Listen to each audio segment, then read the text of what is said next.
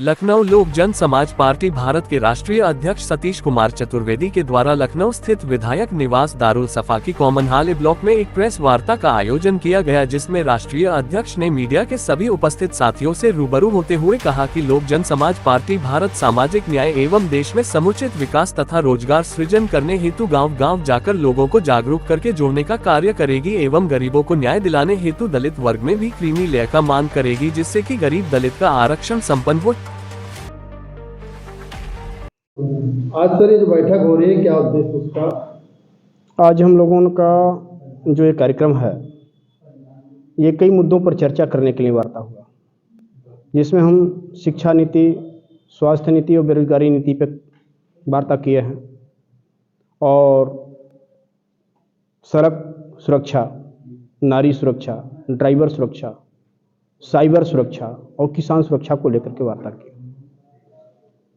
और हम लोगों का मेन पहलू ये रहा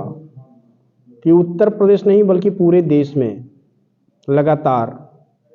कोई पेंशन के लिए धरना दे रहा है तो कोई वेतन के लिए धरना दे रहा है, और वर्तमान सरकार यह कहती है कि हम इतनी नौकरियां देंगे, इतनी नौकरियों का सृजन करेंगे। तो नौकरी देने की बात आ रही है तो वेतन की ही बात कहाँ से उलट जा रही है। अभी पिछले महीने में ही आपने देखा होगा कि 10-90 चौराहे पर महिला पुलिस के साथ किस तरह से बर्बरता हुई और क्या उन लोगों के साथ किया गया। आए दिन लगातार कभी पेंशनों के लिए ई पेंशनर धरना देते हैं, कभी कोई कर्मचारी धरना देते हैं, कभी चौकीदार धरना देते हैं। तो लगातार धरने का जो सिलसिला चल रहा है, ये सरकार के नाकामी को दिखा रहा है, सरकार के कुकर्मों को भी सामने ला रहा है, क्योंकि सरकार सिर्फ और सिर्फ अपनी पीठ थपथपा रही है कि मैं ये कर रहा हूँ,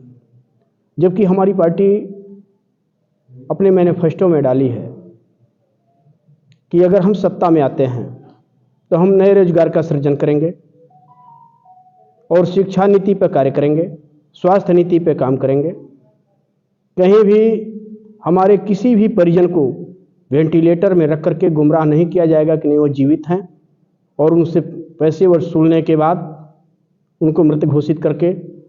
डॉक्टर या अस्पताल अपना पल्ला झाड़ा लें। इसके लिए हमारी पार्टी प्रमुखता से काम करेगी। अगर ऐसा जिस भी हॉस्पिटल में होता है उसका मान्यता रद्द करने का कार्य करेगा, और जिस डॉक्टर के द्वारा यह मामला होगा उसको आजीवन सजा दिलाने का कार्य करेगा। 2024 में चुनाव आ रहा है, तो आपकी पार्टी क्या चुनाव में उतर सकती है? जी, अभी 2024 के लिए हमारी पार्टी पूरी तरह से कमर कस करके तैयार है। गठबंधन में भी चर्चा चल रहा है, और वैसे अकेले दम पर हम 30 सीटों पर चुनाव लड़ने जा रहे हैं, जिसमें 20 सीट हम उत्तर प्रदेश में लड़ेंगे, 4 सीट हम बिहार में लड़ेंगे,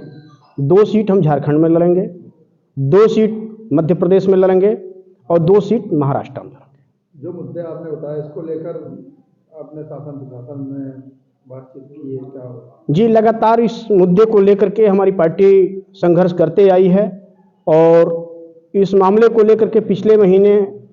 दिसंबर में हमने लखीमपुर में एक कार्यक्रम किया, फिर जुलाई में हमने महाराजगंज में एक कार्यक्रम किया, मार्च में हमने गोरखपुर में एक कार्यक्रम किया था, और इसी नवंबर में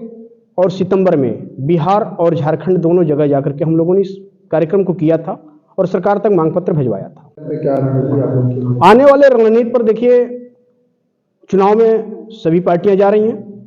चुनाव मैदान में हमारी पार्टी भी जाएगी। हमारी पार्टी का मेन उद्देश्य, मैनिफेस्टो यही रहेगा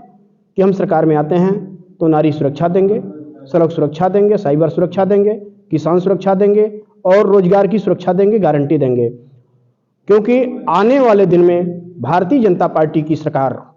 देश में और संयोग से उत्तर प्रदेश में भी है। तो तमाम एडवर्टाइज आते हैं कि ये गारंटी है, प्रधानमंत्री जी अपनी गारंटी देते हैं, जबकि व्यक्ति विशेष की कोई गारंटी नहीं होती, गारंटी सरकार की होती है। यह बड़ा हास्यास्पद,